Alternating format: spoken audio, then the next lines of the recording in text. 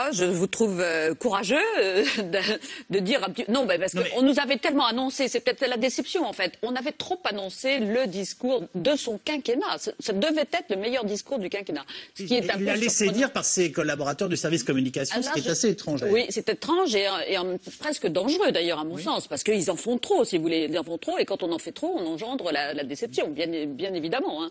Non, moi, faut pas dire ça quand même, hein, quand dire le mauvais discours, non. J'ai pas dit le plus mauvais, j'ai dit c'est pas son meilleur discours du quinquennat. Non, mais disons, bon, disons qu'il y a deux choses. Sur le plan de la rédaction pure, c'est-à-dire de la langue française, c'était plutôt bien écrit quand même. Ça, faut pas dire. Donc disons déjà, ça c'est bien écrit. Il y a quand même des gens qui savent écrire à l'Élysée. Bon.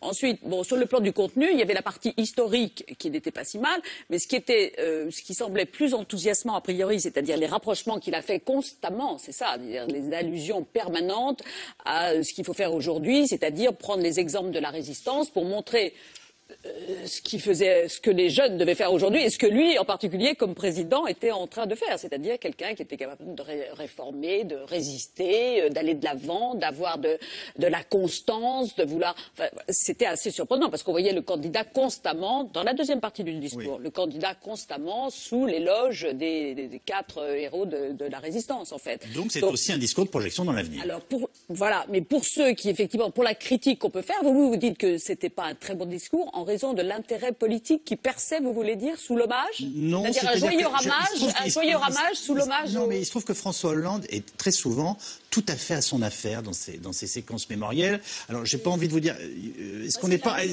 J'avais envie de vous dire, est-ce qu'on n'est pas en train de s'embourber dans le mémoriel, dans un pays qui attend des réformes, dans un pays qui est inquiet pour le chômage? Hier, il était au Panthéon, on n'allait pas lui demander de commenter le CAC 40 ou l'avenir de l'industrie française, hein. Je comprends très bien cette situation, mais voilà. Et on va dire qu'il a été parfois plus émouvant ou plus fort ou plus, même peut-être proche de nous dans certaines circonstances qu'il ne l'a été hier. Voilà, c'est ma question. Il a voulu montrer qu'il savait mêler la solennité, tout le discours, il y a quelque chose de solennel, et puis après, petit à petit, il est revenu vers le candidat, et puis il l'a montré, une fois le discours terminé, toute la partie qui était proximité. Donc solennité, proximité. Voilà. Ou alors, Hélène Pilichowski, il fallait peut-être qu'on nous dise, non pas que c'était le discours du quinquennat, mais le discours du prochain quinquennat. Oui, parce que ça, j'ai trouvé ça quand même très présent. Oui. Tout vient de là. C'est-à-dire, si les conseillers de l'Élysée ne nous avaient pas dit à nous, journalistes, 2 jours auparavant, vous allez voir ce que vous allez voir. Enfin, ça va être un discours, et même 2 semaines auparavant. Mais franchement, ils vous l'ont dit en ces termes-là? Mais bien sûr, ça va être le tournant du quinquennat, un discours fondateur, vous allez voir. Déjà, ça ne se dit pas parce que ça efface tout un effet de surprise. C'est quand même mieux quand on a le discours et qu'au fur et à mesure où on l'entend, on se dit ça c'est un grand discours, machin. Bon, là ils ont fait monter la pression et au fond on a eu un bon discours parce que les 3/4 du discours c'était raconter la vie des 4 personnes dont on faisait le panégyrique parce qu'ils rentraient au Panthéon, et le dernier quart qui était effectivement cette projection et cette récupération, on peut dire, par rapport à un certain nombre de réformes qu'il fait aujourd'hui. Mais au fond, comme toujours avec François Hollande, ce n'est pas le discours qui était le plus important, c'était les images. Et de ce point de vue-là, la journée d'hier marque un vrai tournant, et là, pour le coup, c'est elle qui est fondatrice. Pourquoi? Parce que dans les dernières semaines, les derniers mois, quand François Hollande allait en province ou se déplaçait, on entendait des sifflets, on entendait des huées. Hier, vous n'avez entendu ni sifflets ni huées, à l'inverse, vous avez entendu des applaudissements. Tout ça a été évidemment bien préparé. François Hollande l'a préparé très soigneusement cette journée. Il a veillé à ce que ça soit bien mis en image. Deuxième différence par rapport à avant, les images. Avant, François Hollande s'en moquait complètement. Il avait soit la cravate de travers, soit il parlait devant des journalistes, avec un décor. Il s'y intéressait pas. Il y avait des caméras. Enfin, c'était fouillis. Hier, c'était très léché. Après son discours, vous avez eu cette image absolument incroyable, où il est allé sur les marches du Panthéon, seul sur les marches, face aux 4 cercueils. Et là, qu'est-ce qui s'est passé? Ça a duré 3 minutes, c'est long, 3 minutes, d'applaudissements. Il a été applaudi, c'est cette image-là qui va rester. C'est très fort, parce que ça, c'est vraiment, vous voyez, il montre à tous les Français, vous voyez, ces gens-là m'applaudissent. Donc de ce point de vue-là, je trouve que la séquence d'hier a été bien plus forte par les images que par les mots. Donc vous dites qu'il y a une grande réussite dans la mise en scène, dans l'image que l'on retiendra de cette séquence. David Revaud-Dallon. Je suis tout à fait d'accord, j'étais sur place et c'était extrêmement frappant. Vous aviez quand même, c'était un moment assez émouvant, il faut le dire, c'était évidemment bon, très classique dans la forme, puisque cette liturgie républicaine ne souffre guère d'improvisation, mais l'arrivée des cercueils, le chant des partisans, la Marseillaise, l'entrée au Panthéon, la scène à l'intérieur du Panthéon qui était retransmise sur écran géant, c'était une belle cérémonie. Je dirais que sur le discours, bon, c'était un bon discours, pu être un discours exceptionnel. D'abord parce que ça nous a été vendu comme tel depuis des jours. C'est ce qu'on attendait. C'est ce qu'on avait dit. Et ensuite parce que moi je vous appuie, je trouve que sur le mémoriel, disons que ce sont les sujets historiques qui ont inspiré à Hollande ses meilleurs discours. Ce fut le cas de l'hommage à la résistance au Mont Valérien, février 2014. Au mémorial de la Shoah après les attentats de janvier dernier.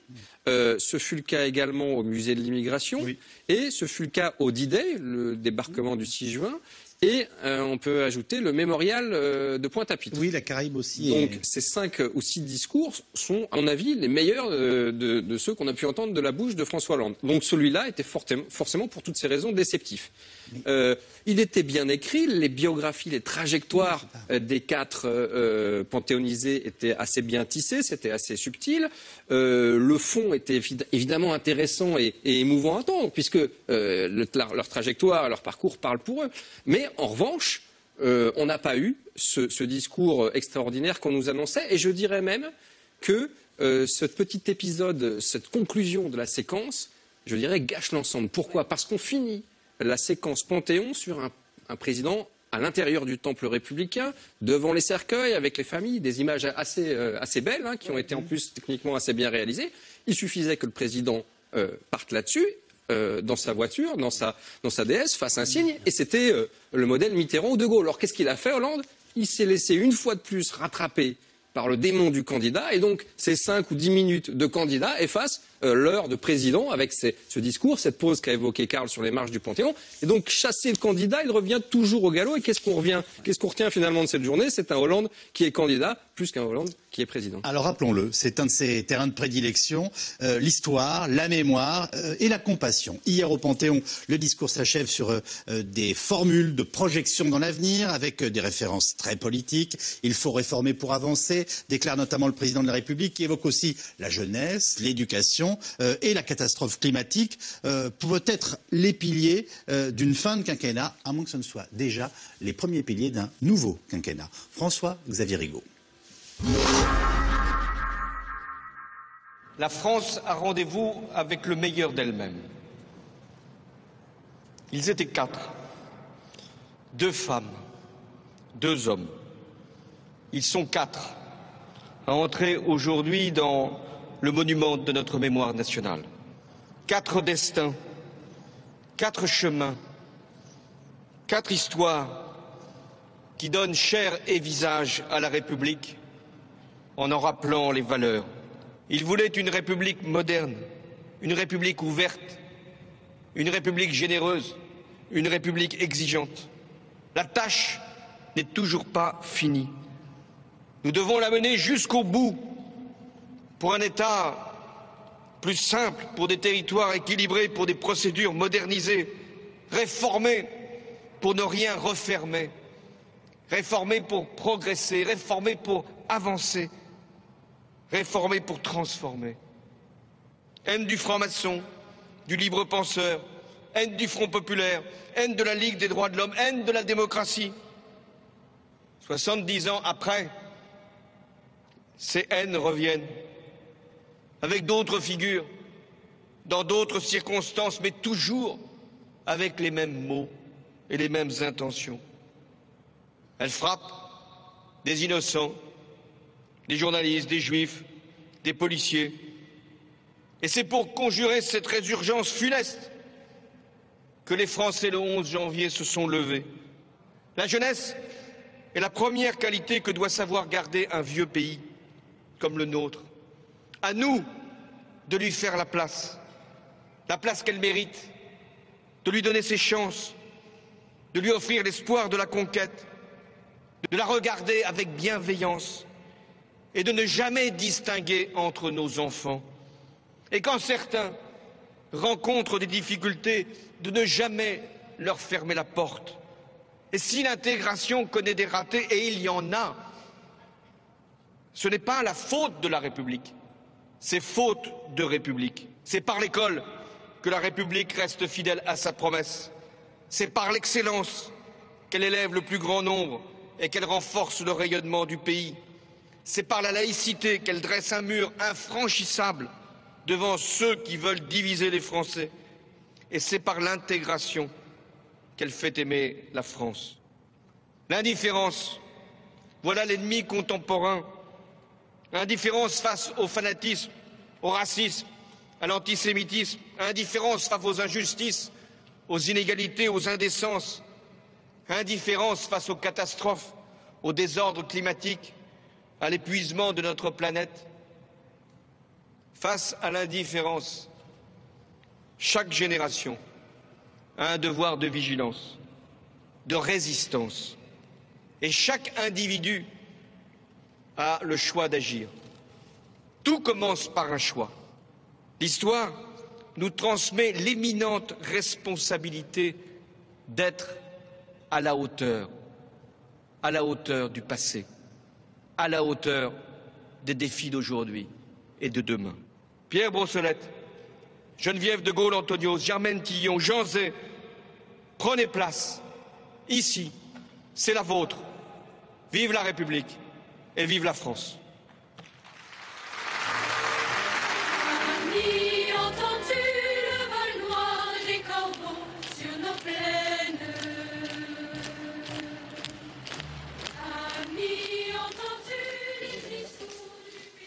Première question de ce C'est dans l'air, question de téléspectatrices ou de téléspectateurs. Les Français n'ont-ils pas assez de ces commémorations et cérémonies si loin de leurs préoccupations? Qu'en pensez-vous, Jérôme Fourquet? Écoutez, ce procès a déjà été fait à François Hollande à la fin de l'été dernier, même à l'automne. Ah oui, mais alors là, ça s'accumule, si vous voulez. Oui, mais il y avait déjà eu les commémorations du débarquement de Normandie, de Provence, puis d'Ouaumont et Verdun.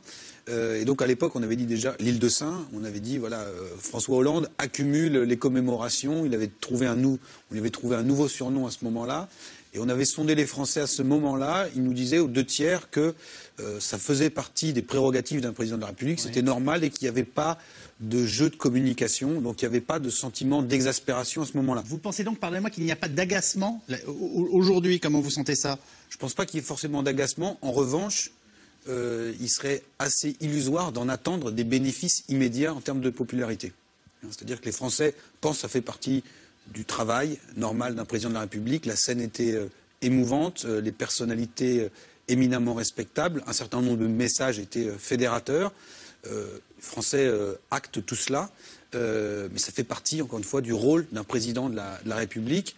Et maintenant, ils l'attendent aussi au quotidien sur les priorités, les enjeux qui sont les leurs. Vous nous dites quoi là? À la limite, les Français comprennent très bien ces moments d'émotion, on pourrait dire nationale, oui. Qu'ils le trouvent à la hauteur dans ces circonstances et qu'ils arrivent à boucler la boucle. Et en attendant, il faudrait que ça bouge sur le chômage, mais Voilà, exactement. Qu'est-ce que vous en pensez, dans vos amis? C'est exact. C'est vrai que ça fait partie du travail d'un président que de donner, dans ces moments d'émotion institutionnelle et mémorielle. Ça fait partie du régalien. Et François Hollande en a d'autant plus abusé, je dirais, que d'une part, il avait besoin, surtout à l'époque dont parle Jérôme Fourquet, c'est-à-dire à l'été et à l'automne dernier, il avait besoin de régalien et de présidentialité, puisque c'était précisément ce qu'on lui reprochait à une période où il était extrêmement secoué. Départ de Montebourg, livre de Madame Trierweiler, j'en passe, c'est des meilleurs.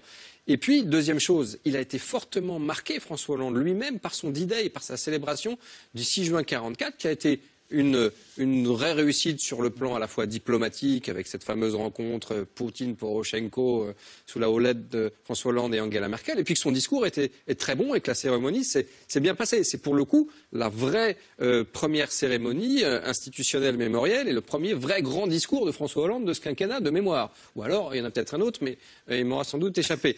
Et ensuite, donc forcément, il a été tenté, François Hollande, de récidiver. Il l'a fait effectivement pendant l'été, débarquement de Provence, guerre 14-18, etc. Et on vient tout à l'heure de citer la liste. Et en général, il faut le dire, ces discours sont bons. Celui-là n'était pas mauvais, on vient de l'analyser, on va peut-être y revenir, mais très clairement, c'est un exercice dans lequel il est bon. Alors là, la réserve que j'ai sur celui-ci, c'est qu'il est normal, de bonne guerre, de mêler histoire et politique, de mêler mémoire et actualité, d'utiliser, d'ailleurs il est assez explicite dans son propos, d'utiliser la résistance pour évoquer les combats actuels. Le problème, c'est qu'il le fait un petit peu, François Hollande, alors qu'il a assez subtilement évoqué les trajectoires des panthéonisés, il le fait avec ses gros sabots. Pardonnez-moi, les exemples qu'on vient de montrer.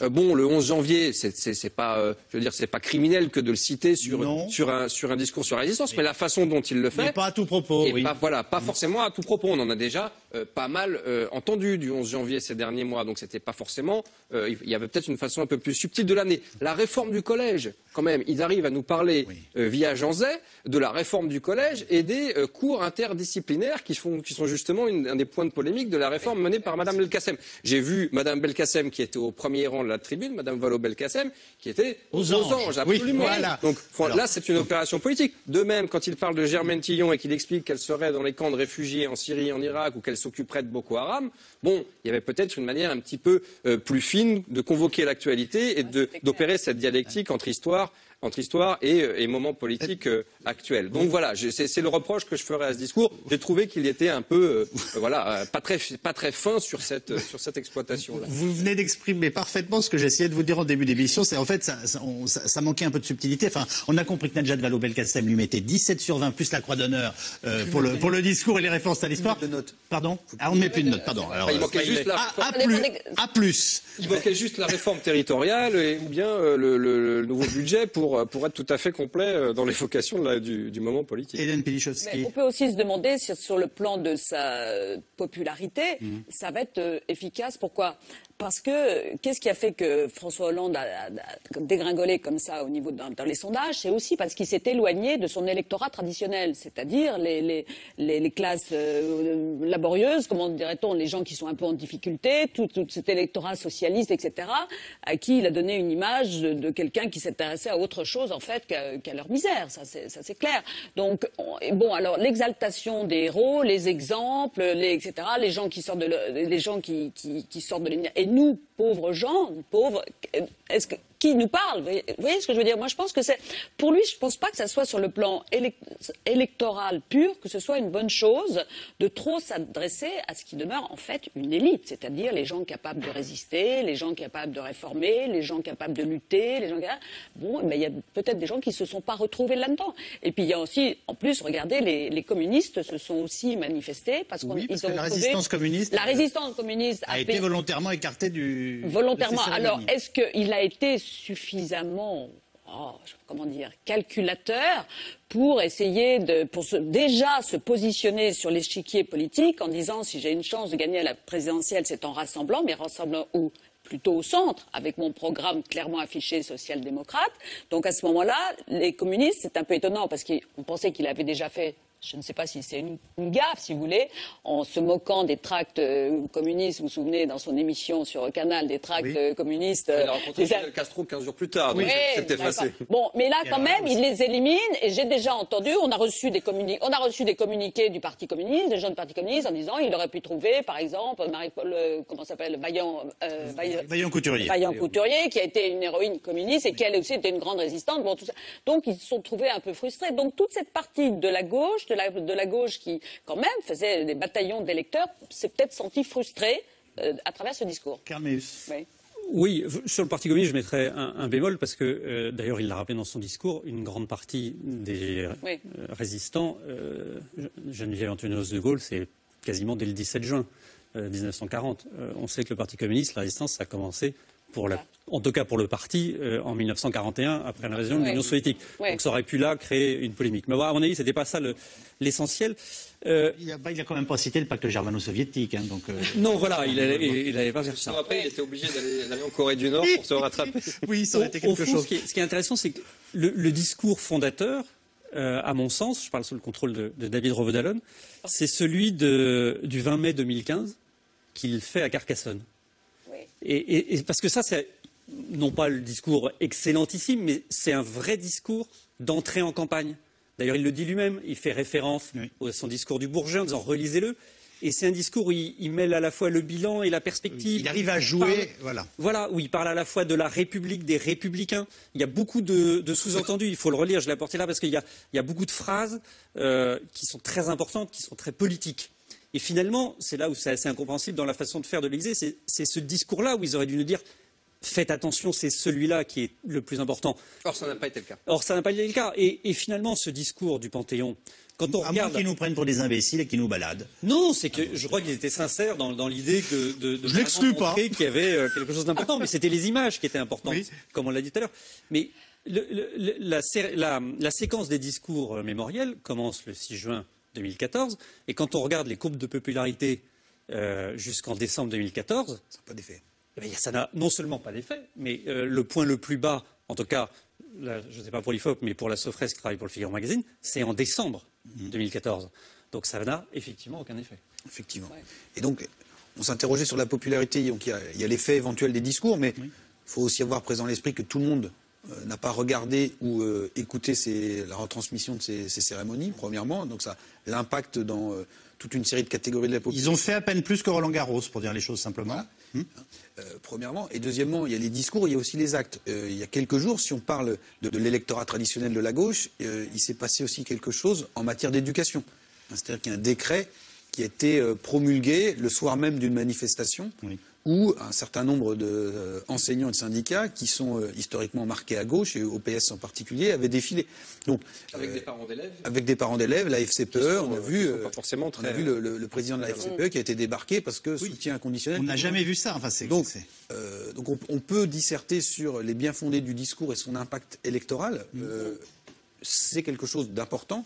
Je pense qu'il y a des choses plus profondes et plus lourdes qui se sont jouées ces derniers jours et qui sont plus graves pour la popularité et voire le capital électoral du président de la République dans la perspective d'une réélection. Je le voyais devant les colonnes du Panthéon et quand même la mémoire, l'écologie et le terrain qui structurent quand même ce soir la colonne vertébrale de cette émission, est-ce que c'est au bout du compte, est-ce que ce sont au bout du compte les trois piliers de la reconquête de François Hollande, en tout cas dans la façon dont il peut essayer de la projeter, dont il peut l'imaginer? David Revaud-Dallon. Il y en aura, ce sont trois piliers importants, mais il y en aura d'autres. Il y a bien évidemment l'économique et le social, la question du chômage et du pouvoir d'achat qui, je crois, est la première ou une des toutes premières préoccupations.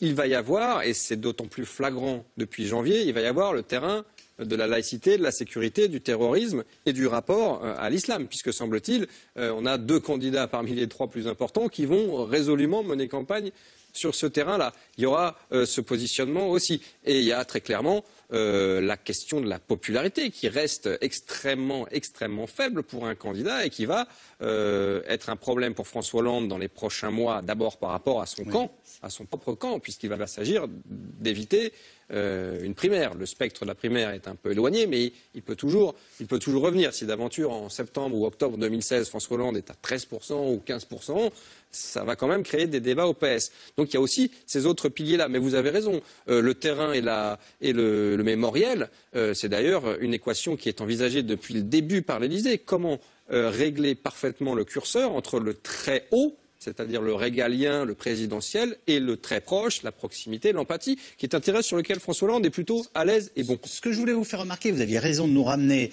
aux questions liées au terrorisme, bien entendu au chômage, dont il dit lui-même en permanence qu'il sera jugé là-dessus, et en tout cas que c'est ce qui peut lui permettre ou non de refaire un second mandat, l'économique et le social. Mais ça, ce sont des domaines sur lesquels absolument tout le monde va venir. Nicolas Sarkozy, enfin tous les éventuels candidats. Ce qui est intéressant, c'est que la mémoire, l'écologie et le retour sur le terrain tel qu'il le fait en ce moment, j'ai envie de vous dire, c'est à lui. Enfin, c'est quelque chose qu'il peut occuper. Karl Meus ? Si vous prenez les deux discours, celui de Carcassonne, celui du Panthéon, il y a des mots qui reviennent et il y a un mot qui est totalement absent. Ce qui n'est pas complètement absurde, mais le mot socialiste, vous ne l'avez pas dans le discours de Carcassonne, évidemment pas dans celui de Panthéon, parce que ce n'est pas le lieu ni le moment. En revanche, des mots qui reviennent et qui construisent, et à mon avis construisent une stratégie présidentielle, c'est les mots unité, rassemblement. Et là, on voit qu'au fond, il va essayer de copier une stratégie qui a déjà marché, c'est la stratégie Mitterrand de 88. Ah oui, mais on en revient toujours là, mais à cette époque, François Hollande a un peu participé à sa modeste place. Il l'avait vécu de l'intérieur. Il l'a vécu de l'intérieur. Et c'est une stratégie qui a marché.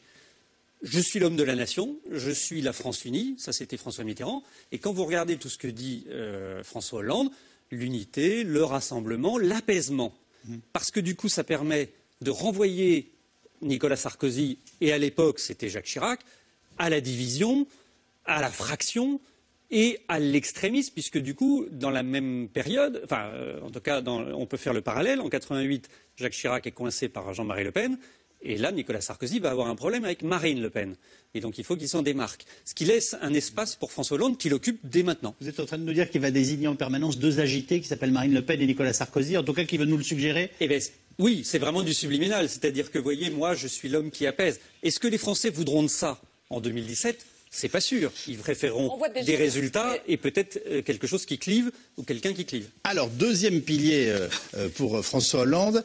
Sur le chemin de la reconquête, il y a évidemment pour le président de la République l'écologie et le grand sommet de la conférence climat. Le chef de l'État parcourt le monde en maniant une diplomatie verte, de Manille à Davos, en passant par Berlin. François Hollande espère un accord historique avec un fonds vert annuel de 100 milliards de dollars, je vous le rappelle, lors de ce sommet. Dans son sillage, les chefs d'entreprise visiblement convertis. Maxime Bautier.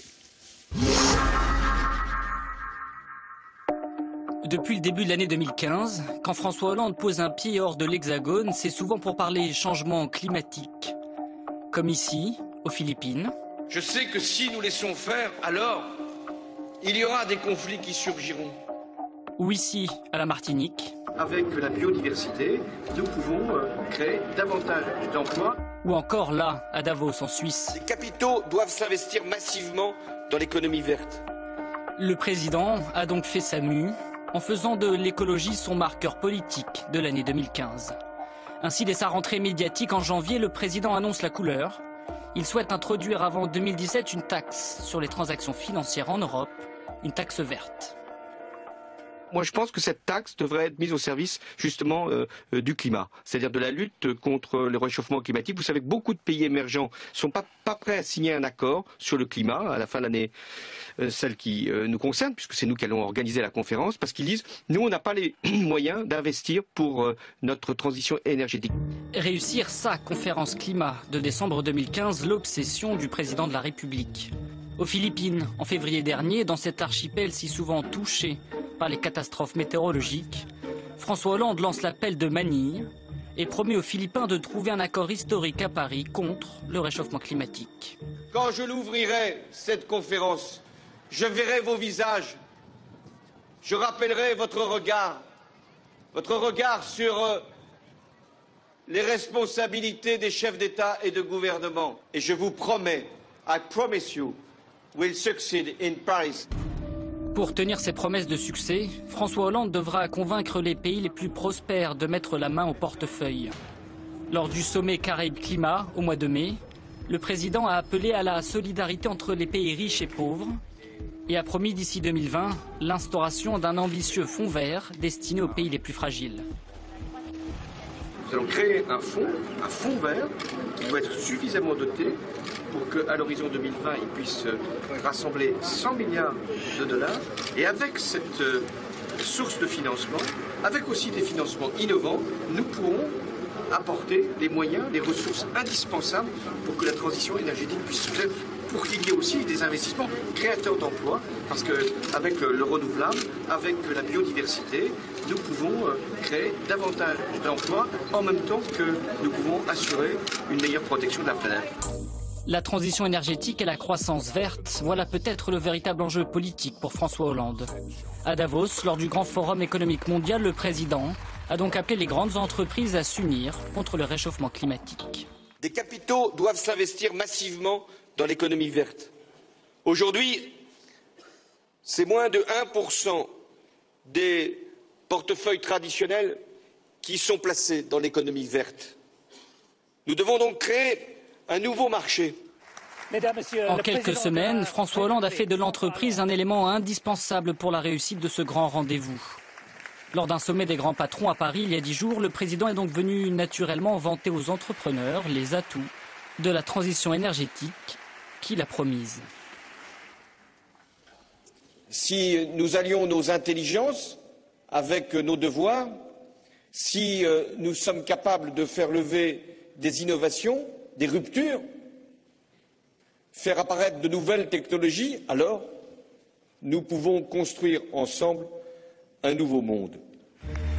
Il reste moins de 200 jours à François Hollande pour convaincre les plus puissants de la planète de croire en son nouveau monde. Je me disais, là, je me faisais la réflexion même, mais mon Dieu, il parle tout le temps. Vous me direz que c'est drôle de... Non, mais avec Nicolas Sarkozy, on disait, ça, il est à droite, à gauche, c'est Zébulon, etc. Mais il y a un effet d'annonce tous les jours, mais là, je dirais, c'est le président qui parle, quoi. Il est en train d'essayer de nous parler, de parler à tout le monde. Alors, il le fait dans les Caraïbes, il le fait dans toute la France en ce moment. C'est comme, il y a un ministère de la parole quasi permanent, non, David Andrew-Dallon? Oui, c'est exact, et ça ne va pas s'arrêter, puisque si on regarde le programme, l'agenda du président dans les prochains jours, dans les prochaines semaines, ça va continuer. Il y a notamment une semaine à la mi-juin qui est absolument... Il y a un déplacement en France tous les jours avec une prise de parole ou plusieurs prises de parole, des visites d'entreprise, etc. Les speechwriters de l'Élysée doivent être absolument épuisés. Le principal speechwriter, vous savez, c'est lui quand même. Donc on ne peut qu'incriminer François Hollande quand il écrit ou prononce un mauvais discours et le saluer quand il en prononce un bon. C'est-à-dire qu'en général, il les peaufine toujours, d'autant plus qu'ils sont importants, jusqu'à la toute dernière minute. Il fait absolument ce qu'il veut. On lui donne des notes, vraiment, il fait absolument à sa guise. C'est un speechwriter, un véritable speechwriter. Alors pour ce qui est, on va dire, de la prise de parole en général, il y a eu une interrogation à l'Élysée au début du quinquennat, notamment dans les 2 premières années, sur le thème est-ce qu'il ne faut pas faire comme Mitterrand, à un moment qui avait totalement raréfié sa parole, effectivement sous l'influence du grand communicant qui était Jacques Pilan. Et donc, on a considéré que ce qui était rare était cher. Mais avec François Hollande, c'est absolument impossible, puisque lui-même parle à tout propos et que même sa communication est hors depuis 3 ans, depuis le début du quinquennat, hors d'état de l'empêcher de parler dès lors qu'une caméra ou un micro se tend vers lui. Je peux vous le certifier, j'ai vécu cette scène des dizaines de fois. Un jour, quand François Hollande est en déplacement et qu'en marge d'une réunion avec des élus, d'une visite d'entreprise ou je ne sais quel événement, il voit des journalistes, eh bien, il se précipite vers eux pour aller leur parler, et parce qu'il adore ça, et parce qu'il considère que politiquement, c'est sa méthode. Sarkozy n'avait pas la même, Jacques Chirac n'avait pas la même non plus. Lui, il considère qu'il faut traiter, entre guillemets, les journalistes, c'est-à-dire leur parler, pas forcément pour leur dire des choses d'ailleurs, parce qu'il arrive souvent que ces briefs à la presse soient assez creux et vides. C'est pas toujours le cas, mais en général, on peut discuter avec le président pendant 20 ou 30 minutes et sur le plan de la valeur informative, en retirer peu de choses. Mais en tout cas, il parle beaucoup, il parle tout le temps. Rapidement, pour une réaction là-dessus, il faut que je vous ramène à l'écologie. Mais le risque, c'est de lasser et de se dire on est quand même à 2 ans de l'échéance. Le quinquennat, c'est quelque chose de court et maintenant, on le raccourcit. C'est ça qui est surprenant quand même. C'est-à-dire, on dit qu'il n'a que 5 ans, on n'a pas le temps de réformer et tout ça. Et puis maintenant, au bout de 3 ans, on est à l'heure du bilan et à l'heure de la préparation. Qu'est-ce qu'il va dire pendant 2 ans? Et en plus, avec un service de communication qui fait du storytelling derrière ses interventions, c'est-à-dire qu'on est constamment sollicité. Comme c'était le cas pour voilà, en amont, en arrière, on annonce, on commande derrière, on explique, on précise ce qu'il a voulu dire, ce qu'il va faire. C'est absolument... Karl Meus vous a donné la campagne, les 2 autres sont des énervés. Donc, Jérôme Fourquet. Avec le risque que s'installe dans l'opinion l'idée qu'on parle beaucoup parce qu'on n'est pas capable d'agir beaucoup. Bien sûr. Et c'est ce qui est aussi ce qui guette François Hollande. On voit que sa cote de popularité à l'automne n'avait pas frémi suite à tous ces discours mémoriels et que là, la multiplication des annonces ou des déplacements n'a pas d'effet non plus très significatif sur la cote de popularité du président. La seule annonce qui vaille, si j'ose dire, c'est le jour où il va annoncer qu'enfin la courbe du chômage, plus d'1 mois, a été inversée. C'est, je pense, la parole qui portera le plus. Enfin, je parle sous votre contrôle. C'est quand ça? Bonne question. On ne donne plus d'échéance. Moi, je ne m'engagerai pas en ce qui me concerne. Vous avez raison. Karl Meus, un dernier mot là-dessus. Comme vous disiez, il est en campagne, donc forcément en campagne, vous parlez souvent. Oui. C'est la preuve supplémentaire, s'il en était besoin, qu'il est en campagne électorale. S'il ne parlait pas, quelqu'un d'autre le ferait à sa place. Et ce quelqu'un d'autre a montré, lors des événements de janvier, qu'il pouvait parler mieux que le président de la République. C'est Manuel Valls. Qu'est-ce qu'on a retenu de la séquence des attentats du 7 et du 9 et ensuite de ce qui s'est passé à la manifestation du 11 janvier? On a retenu les images de François Hollande, mais on a retenu les mots de Manuel Valls. C'est lui qui, à l'Assemblée nationale, notamment, a su trouver les mots. C'est lui qui, sur place aussi, avait su trouver les mots qui sont restés. Et ça, c'est très important parce que les images, c'est très joli, mais les mots, ça imprime plus, ça marque. Et donc, si François Hollande ne parlait pas, vous pouvez être sûr que Manuel Valls, lui, occuperait le terrain. Elle va pas faire une bonne chaîne de télévision à deux. Hein. Il y en a un qui a le son et l'autre qui a les images. Il y en a un qui a très envie quand même d'y aller si le président n'y va pas. Très courte remarque, vous remarquez que dans cette période où le président parle beaucoup, on n'entend plus du tout Manuel Valls depuis quelques semaines. Il a un déficit de parole. Oui. Mon deuxième pilier, avec la question d'un téléspectateur. L'écologie, le président y croit-il vraiment ou n'est-ce qu'un instrument supplémentaire de son calcul pour garder le pouvoir? Comment vous percevez les choses? Il se dit qu'il y croit. Certains disent... lui, mais même certains écologistes pensent qu'il a été réellement converti, notamment sur un certain nombre de déplacements internationaux où il a vu la réalité et les effets du réchauffement climatique. Alors sans doute, comme animal politique qu'il est, il a pris aussi la mesure de tout le bénéfice qu'il pouvait en tirer, mais je pense qu'il y a une part de sincérité. Maintenant, l'autre question qu'on peut se poser, c'est savoir est-ce que c'est aujourd'hui au cœur de l'agenda des Français? Et dans les données d'opinion dont on dispose, la réalité du réchauffement climatique n'est plus niée par nos concitoyens. Néanmoins, ces derniers, même s'ils pensent que c'est important, mettent en priorité d'autres thématiques, notamment les thématiques économiques et sociales, et pour toute une partie de la population, les thématiques régaliennes également. Donc, ça ne peut pas nuire d'aller sur l'environnement, mais il y a une prise de risque, ce n'est pas le sujet prioritaire, et il faut parvenir à un accord. On se souvient aussi, dans le storytelling, de Copenhague, qui avait été fortement vendu aux opinions publiques internationales et qui avait accouché d'une souris. Donc là, il y a un très gros enjeu. On a déjà armé un premier piège en disant on va faire baisser le chômage. Là, il y a un deuxième piège qui pourrait être armé, c'est on va obtenir un accord à Paris. S'il réussit son sommet, il rassemble les écolos ou il prend leur place? Vous comprenez ma question? Bien sûr. Voilà. Son objectif, il est très clair. Les écolos, qu'est-ce que ça représente pour lui? Basiquement, ça représente 2% d'intention de vote au présidentiel, puisque c'est grosso modo le score en présidentiel des dernières éditions. Et donc c'est 2%. Quand ils ont un bon candidat, ils font plus. Un petit peu plus. Enfin bon, c'est quand ils ont un bon candidat.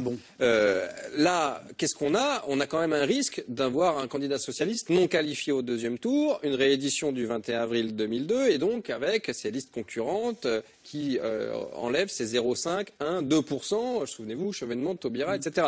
Et donc, son premier objectif, c'est celui-là. François Hollande, il n'a jamais été écologiste. Il ne s'est jamais intéressé, il faut le dire, quand il était premier secrétaire du PS, aux questions environnementales. Ségolène Royal l'était beaucoup plus que lui. Bien évidemment, elle était ministre de l'Environnement à l'époque. Et lui, en plus, ne s'intéressait aux questions écologiques que dans les rapports d'appareil à appareil, puisque c'était lui qui traitait avec Cécile Duflot, mais en matière d'union de la gauche. Donc c'est vrai, ce que dit Jérôme Fourquet est exact, comme il s'est imprégné de ce qu'était la guerre au Mali, comme il s'est imprégné de ce qu'était le terrorisme en allant à Charlie Hebdo le 7 janvier, il s'est aussi imprégné évidemment de la dimension problématique de l'écologie, des problèmes climatiques, en se déplaçant sur notamment aux Philippines et bien d'autres. Donc il l'a intégré, il l'a absorbé, mais bien évidemment François Hollande à l'origine, au fondement, n'est pas un écologiste et ne se préoccupe absolument pas d'écologie. C'est en étant président qu'il a commencé à intégrer cette dimension. Hélène Pilichowski. Oui, mais vous disiez tout à l'heure que ce n'était pas la préoccupation des gens, mais je pense qu'il a aussi compris que le rôle du président de la République,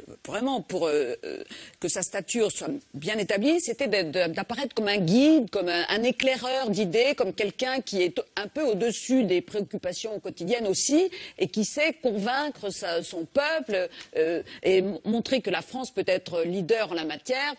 Moi, je pense que ça, c'est aussi très, très important pour sa stature présidentielle et pour trouver du sens, à son quinquennat suivant, si d'aventure il doit se produire. Parce qu'en ce moment, c'est tout à fait bien de dire comment il peut gagner, parce que tout le monde se pose la question, tout le monde échafaude, les piliers, les cibles, où est-ce qu'il se positionne, un peu plus au centre, avec qui, etc., les pourcentages, tout ça. Mais pour faire quoi? Donc pour faire quoi? Parce que c'est bien gentil de se dire oui, vous avez, tout le monde fait ses calculs. J'ai entendu dire moi aussi que dans les ministères, de plus en plus, on croit possible sa réélection, mais en fait il va falloir qu'il trouve quelque chose. Donc à ce niveau-là, l'écologie, pas simplement telle qu'on l'entend de manière classique, pour protéger la planète, mais aussi pour ce qu'elle peut rapporter au développement de l'économie française. Parce que ça, effectivement, toute l'industrie verte, toute la recherche, ce qu'on appelait biotechnologie, tout ça. La transition énergétique. La transition énergétique, ça peut créer des tas d'entreprises nouvelles, ça peut générer évidemment des tas d'emplois. Ce sont des domaines où les entreprises françaises sont bonnes. Enfin, une entreprise comme Veolia. On a des tas d'entreprises, des petites entreprises, on a aussi des grandes entreprises. On a beaucoup de choses là-dedans. Donc je pense que ça, c'est pas mal. Et même si, effectivement, ça parle pas beaucoup aux gens qui ont des problèmes de fin de mois, ce qui est évident. J'ai pas dit que ça parlait pas, ça parle, mais c'est pas la priorité. Bien évidemment, mais peut-être que les chômeurs aussi se disent, ah bah tiens, ils cherchent des débouchés. Voilà. Alors le châle vert du président, est-ce que vous le trouvez assez chamarré? Il est récent. David Rovosalon a entièrement raison. Il n'a pas beaucoup servi, donc il va pouvoir servir. Ensuite, il y a 3 personnages clés, je pense, dans cette affaire, si on reste sur la scène politique française. C'est Ségolène Royal. Par un hasard, si elle a été mise au ministère de l'économie, elle vient de passer, comme certains l'appellent la vice-présidente, elle vient de passer à l'Assemblée son texte sur la transition énergétique, sans grosse difficulté. Ça, c'est quelque chose qui peut parler aux Français, puisqu'évidemment, c'est du concret, c'est-à-dire que ça va être des entreprises, des emplois. Deuxième personnage, c'est Nicolas Hulot, qui a son bureau à l'Élysée, qui l'emmène dans tous les déplacements, qui le pousse. Nicolas Hulot, auprès des Français, c'est quelqu'un ça évoque quelque chose. Ça évoque tout de suite l'environnement, ça évoque la sincérité de l'engagement. Nicolas Hulot, quelqu'un qui a failli être candidat, qui a été barré par les Verts. Donc ça évoque aussi des choses. Et le troisième personnage, on n'en parle pas beaucoup parce qu'il n'est pas directement lié sur la COP21, mais c'est Jean-Louis Borloo.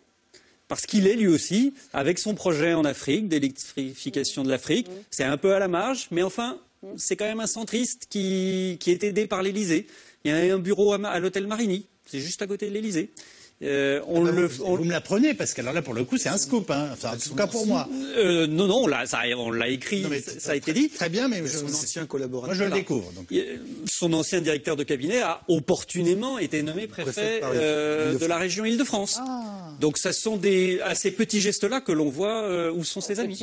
Alors excusez-moi, mais au début d'émission, on ironisait un petit peu en disant qu'ils n'auraient pas dû nous dire que ça allait être le discours du quinquennat. En revanche, lui nous annonce depuis plusieurs mois le sommet du quinquennat. Alors, est-ce qu'il y a une prise de danger pour le président de la République? Et est-ce que vous pourriez me dire ce qu'il attend vraiment de ce sommet? C'est-à-dire quels peuvent être les résultats pour lui? Est-ce qu'il ne va quand même pas inverser la courbe du carbone? Donc, voilà. En termes d'image, on en revient là, les images seront superbes. On va avoir un François Hollande à côté du président chinois, à côté du président Obama quand même, qui viendra, à côté d'un grand nombre de chefs d'État. Donc ça, ce sont toujours des images qui comptent. J'en reviens toujours à cette période de cohabitation 86-88, mais elle est assez éclairante. La dernière année du septennat de François Mitterrand, Jacques Pillan et lui avaient monté tout un tas de rendez-vous internationaux, histoire de montrer un président en majesté, face à un Chirac qui, lui, il était Premier ministre. Monsieur le Premier ministre. Voilà, il ne pouvait pas faire. Et Nicolas Sarkozy ne pourra pas, lui non plus, rivaliser de ce point de vue-là. Oui. Donc, en termes d'image. Il y a même des images assez amusantes de Jacques Chirac qui avait l'air parfois d'être sur la petite chaise à côté, d'attendre que ça se passe. Voilà, parce que là, il est accompagné dans les sommets. Après, en termes il prend un risque sur la conclusion du sommet, parce qu'effectivement, est-ce qu'il y a un accord? Il faut qu'il y ait l'unanimité des chefs d'État et de gouvernement. C'est quasiment impossible, ça n'a jamais été fait. Mais en même temps, on sait bien que dans ce genre de sommet, on peut toujours dire qu'on en sort gagnant, parce qu'on peut faire un accord à minima. Donc tout se jouera là dans la communication de l'Élysée. J'espère qu'ils seront plus habiles que la séquence du Panthéon. Jérôme Fourquet. Mais si on prend le précédent de Copenhague, là aussi, il y avait beaucoup d'attentes qui avaient été stimulées dans l'opinion, et l'échec de ces négociations a porté un rude coup à la cause environnementale, avec l'idée qui s'est installée petit à petit dans le grand public que, en fait, tout cela était dirigé par les lobbies en sous-main, qui avaient des intérêts économiques très très puissants, et que le pouvoir politique, en fait, n'était plus en capacité de tenir le choc face à ces lobbies. Donc là, il y a aussi ce risque-là qui perdure, et le télescopage aussi entre les images, des images fastueuses de grands rendez-vous internationaux. Oui, et ça agace. Et surtout, à l'époque où les Français sont convaincus que, comme disait le président Chirac, la maison brûle, en disant oui, il y a urgence à agir et ça va coûter très cher. Nous, dans des études qualitatives qu'on a pu mener, certains nous ont dit c'est une bonne nouvelle pour les hôteliers parisiens. On va remplir les palaces. Mais après, on n'est pas sûr du tout des débouchés ou des avancées concrètes. Et en matière de chômage, on l'avait vu, on l'a dit tout à l'heure, il y avait déjà des prises de risques qui ont coûté extrêmement cher. Donc là...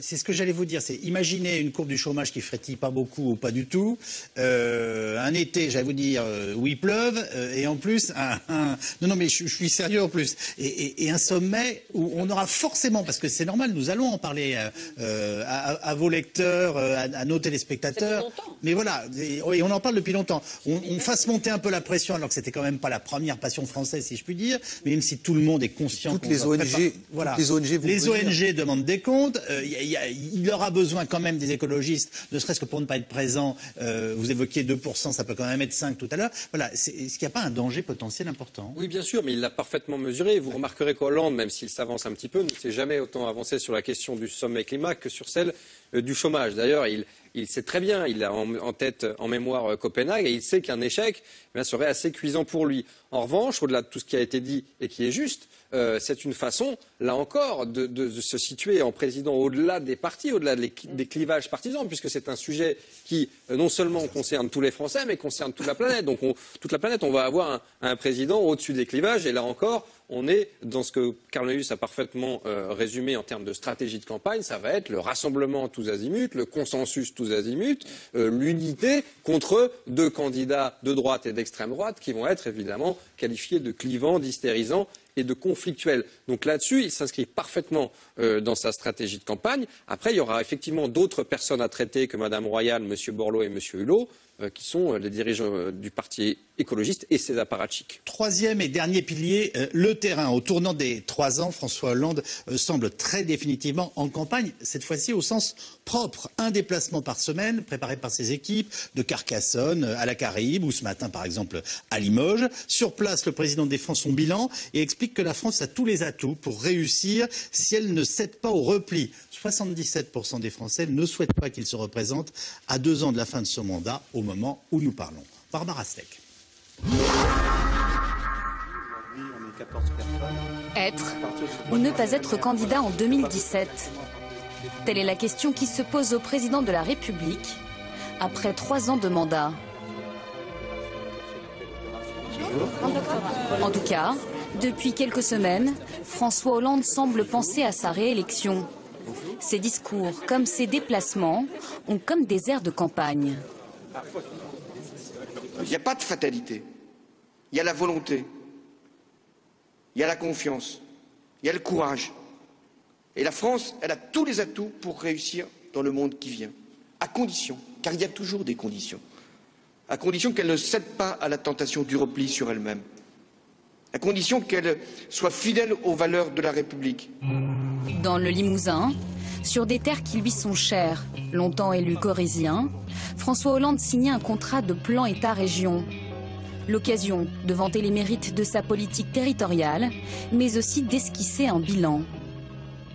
Les choix que j'ai faits depuis 3 ans, je les ai pris en conscience, conformément à mes engagements, mais aussi à l'intérêt, surtout à l'intérêt du pays.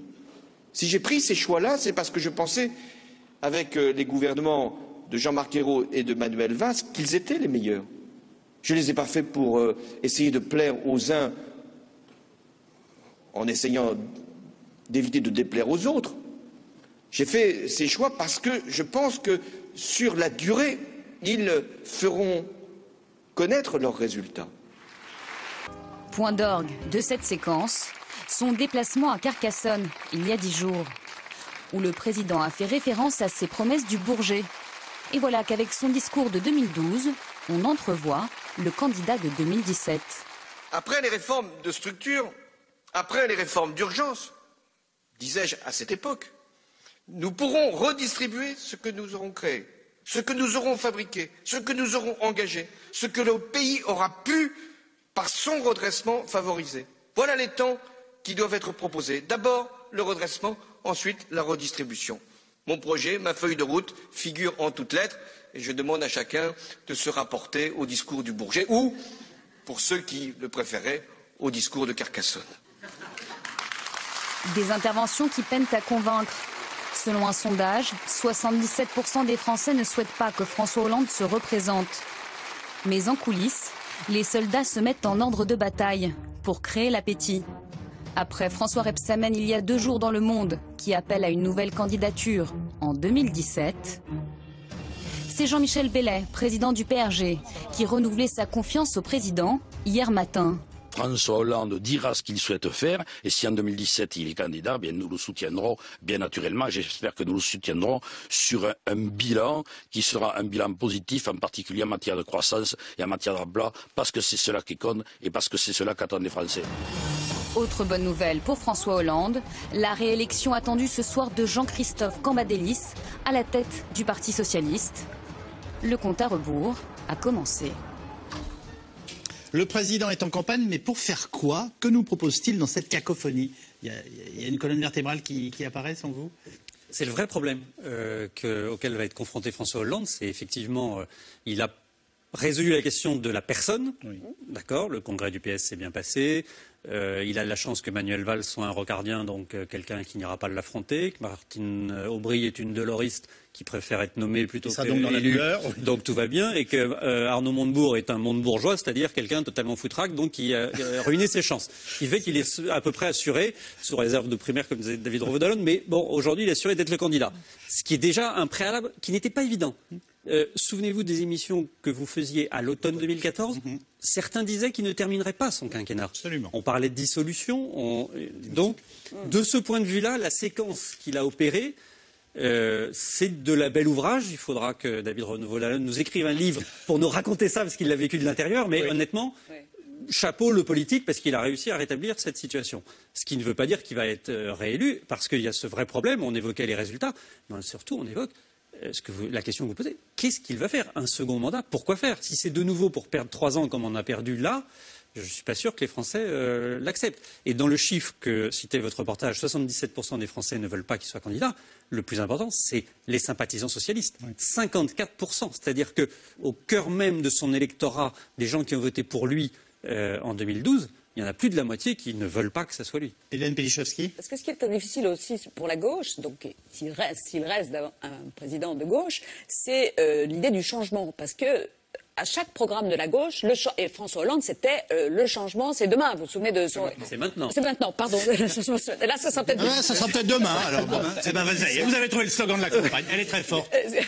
Excusez-moi. Donc là, ça va être très, très, très difficile. C'est pourquoi je pense qu'il s'oriente vers cette idée de rassemblement, de pacificateur, d'unité nationale, du vivre ensemble. Moi, je vois très bien l'affiche de campagne avec allons vivre ensemble, ou nous allons vivre ensemble, ou peut-être vivons mieux ensemble. Je vois bien quelque chose comme ça se forger et lui servir de modèle et de mantra.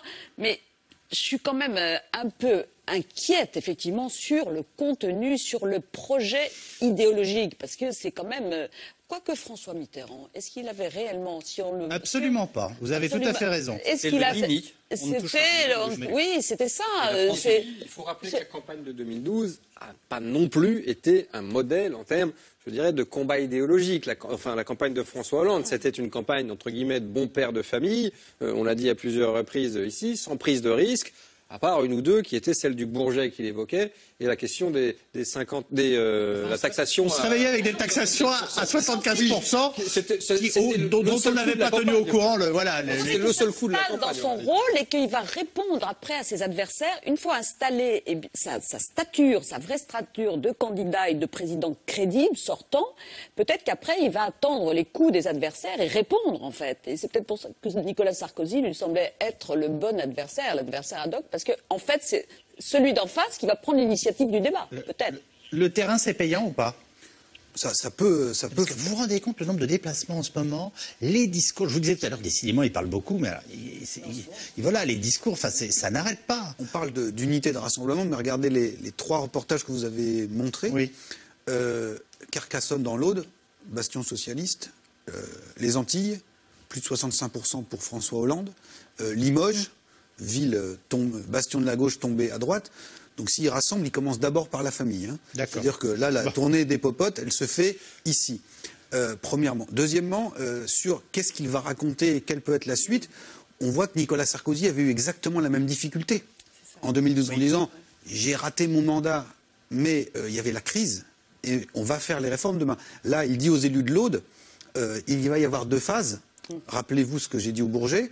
D'abord l'effort, d'abord les sacrifices et ensuite la redistribution. Mais il est assez flou sur le moment où on va basculer le col qui va nous faire basculer de l'effort à la redistribution. Au réconfort. Voilà, au réconfort. Et donc peut-être que c'est 2017, mais vous voyez qu'à vendre, c'est quand même très très compliqué en disant on est de plus en plus dans toutes les parcelles de nos vies indexées sur le résultat. Ouais. Et donc là, dire en 5 ans ça a été difficile, mais on a commencé, il faut m'en donner 5 de plus pour que je continue.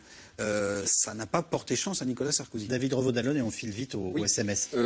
Rassemblement, unité, consensus, les maîtres mots ont été prononcés. Ce sera la ligne de la campagne. C'est effectivement celle de Mitterrand en 88, le père de la nation, la force tranquille. Et puis, c'est aussi, il faut le rappeler, celle de Jacques Chirac en 2000, parce que Jacques Chirac en 2000, on donne pas cher de sa peau, souvenez-vous, et il part en campagne 2 ans à l'avance, et il fait la même chose, il est sur le terrain, il distribue bisous et poignées de main, etc. Donc François Hollande, c'est exactement ce qu'il est en train de faire. Il est à la jonction de ces 2 modèles. Il part tôt, il part extrêmement tôt. Moi, j'ai posé cette question aux conseillers, mais qu'allez-vous faire ? Qu'allez-vous dire ? Qu'allez-vous vendre pendant 2 ans ? Et comment allez-vous finir cette campagne ?